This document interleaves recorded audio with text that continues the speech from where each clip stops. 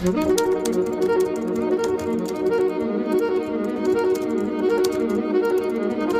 तुम्हारे हाथ में जो किताब है उसे पाने के लिए कुछ लोगों ने जंगलों में छुपकर जिंदगी बिताई। कुछ ने अंधेरी काल कोठरियों में सिर्फ एक पन्ना पढ़ने के लिए जान दी और कुछ को जिंदा आग में जला दिया गया सिर्फ इसलिए क्योंकि उनके पास बाइबल मिली थी। साल 1535, यूरोप की जमी हुई रात। लोग एक किताब को सीने से चिपका कर भाग रहे हैं क्योंकि उसे पढ़ना गुनाह माना जाता था और उसकी सजा मौत। एक दौर था जब बाइबल सिर्फ राजाओं और ताकतवर धार्मिक नेताओं के पास थी।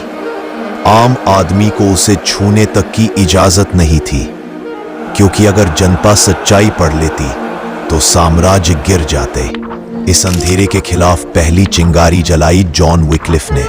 उसने कहा, हर इंसान को परमेश्वर का वचन अपनी भाषा में मिलना चाहिए। उसके अनुवाद को विद्रोह कहा गया, उसे जहर दिया गया और उसकी मौत के 44 साल बाद उसकी हड्डियां कब्र से निकालकर जला दी गईं, सिर्फ इसलिए कि उसने बाइबल को लोगों तक पहुंचाया। वाइक्लिफ के बाद दूसरा योद्धा था विलियम टिंडेल, जो जानता था ये काम मौत को दावत देने जैसा है। फिर भी उसने लिखा, नाव पर छुपकर, गुप्त कमरों में और अंधेरी रातों में।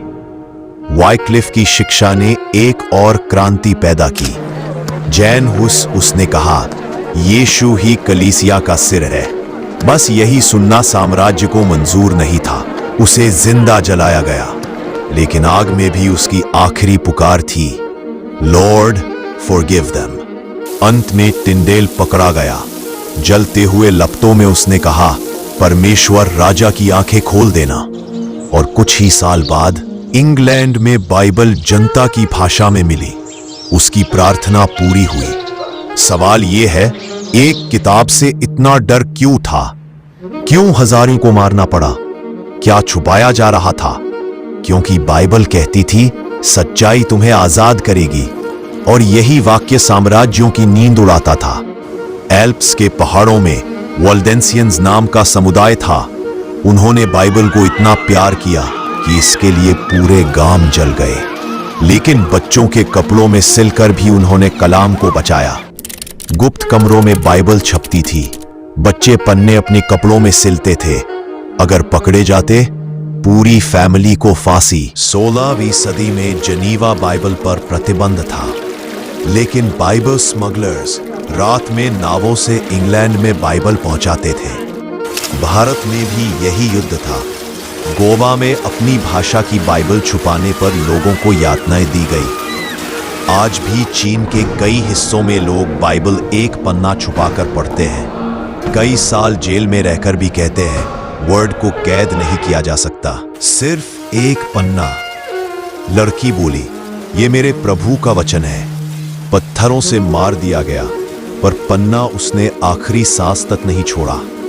कोल्ड वॉर में एक कैदी मिला जिसके पास सिर्फ एक पन्ना था। 12 साल तक उसने दीवार के अंदर छुपा कर रखा।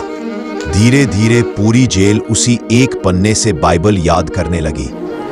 आज तुम्हें बाइबल पढ़ने के लिए ना जंगल में छुपना पड़ता है, ना आग, ना तलवार।